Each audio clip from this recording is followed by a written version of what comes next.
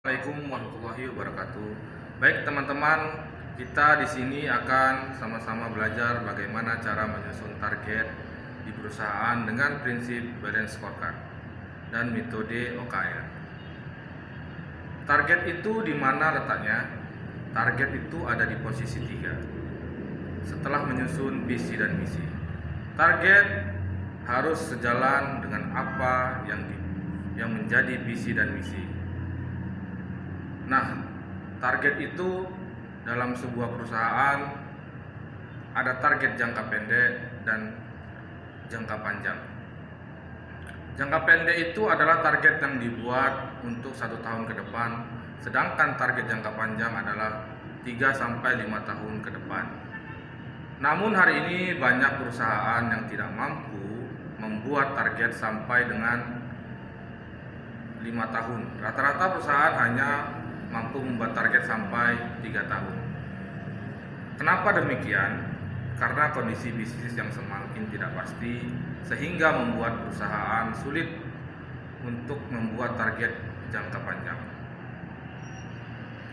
Dalam hal ini kita akan mempelajari target jangka pendek, yaitu bagaimana membuat target 1 tahun ke depan.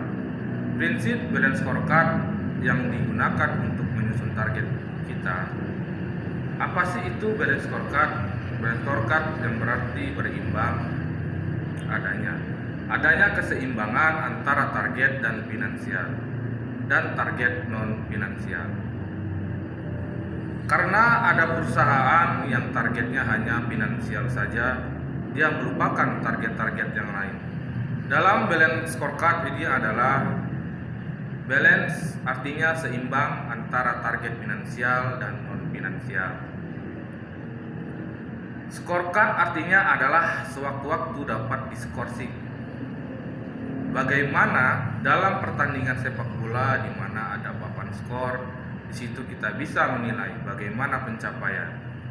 Jadi balance scorecard adalah sebuah metode untuk menyusun target di mana kita tidak hanya menuju pada finansial, tetapi ada juga target-target yang lain selain finansial. Yang target-target itu harus dapat diukur dengan adanya kartu skor. Nah, kenapa sih harus balance scorecard? Seperti yang sudah disampaikan, balance scorecard itu adalah keseimbangan. Tapi mari kita lihat, perusahaan yang menggunakan balance scorecard, dia memiliki prinsip seperti ini. Nah, ibarat sebuah pohon itu adalah pohon yang berbuah. Kalau kita menanam pohon, katakanlah pohon mangga, maka tujuan akhir kita adalah bagaimana pohon itu berbuah, muncul buah mangganya dan bisa dikonsumsi mangganya, tidak busuk dan enak dikonsumsi. Bagaimana sih pohon mangga itu bisa menghasilkan sebuah mangga? Buah mangga itu muncul karena adanya bunga dan tidak semua bunga berhasil menjadi buah. Bunga itu munculnya di mana? Munculnya di antara ranting-ranting. Berarti semakin banyak ranting, pohon mangga itu akan semakin banyak peluang terjadinya buah. Kemudian ranting-ranting itu ditopang. Semakin banyak ranting, butuh topangan dari batang-batang pohon yang kokoh. Batang pohon yang kokoh ini akan bisa berdiri tegak, tahan terhadap angin, bahkan angin puting beliung sekalipun, badai hujan dan banjir. Kenapa? Karena ada akar-akar yang kuat. Nah, balance scorecard mengajarkan kita seperti pohon mangga ini. Kalau kita ingin menghasilkan buah akhir, yaitu buah mangga, yaitu finansial, maka harus diawali dengan akar yang kuat. Akar itu harus diberikan nutrisi. Disitulah disebut kompensasi kesejahteraan karyawan. Akar tersebut juga harus kokoh kuat akarnya. Di situ apa? Maksudnya yaitu kompetensi karyawan harus kuat. Akar itu juga harus masuk ke dalam dengan kokoh mengakar hingga ke dalam. Itu yang disebut budaya perusahaan. Maka itulah pentingnya balance scorecard. Bicara human capital yang pertama, maka setelah itu akar yang baik akan menopang batang yang kuat. Nah, kita butuh batang yang kokoh supaya bisa menopang begitu rimbunnya ranting-ranting pohon mangga itu. Maka disinilah disebut dengan internal bisnis, kualitas bisnis yang baik.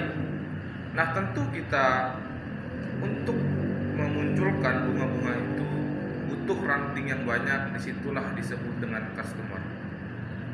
Kita harus punya banyak customer, kita harus punya banyak jaringan supaya kita bisa menghasilkan finansial sales yang banyak.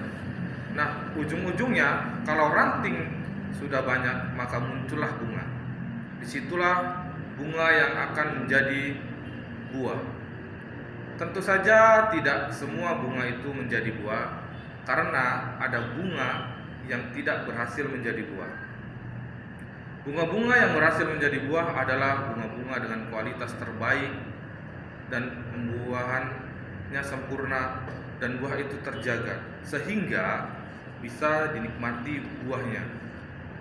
Itulah pentingnya balance scorecard dalam sebuah perusahaan, sehingga perusahaan punya sudut pandang tidak hanya finansial, tetapi menghasilkan finansial. Perusahaan harus membangun human capital, internal bisnis, customernya dipuaskan, dan ujung-ujungnya bagaimana finansialnya. Itulah kenapa pentingnya balance scorecard.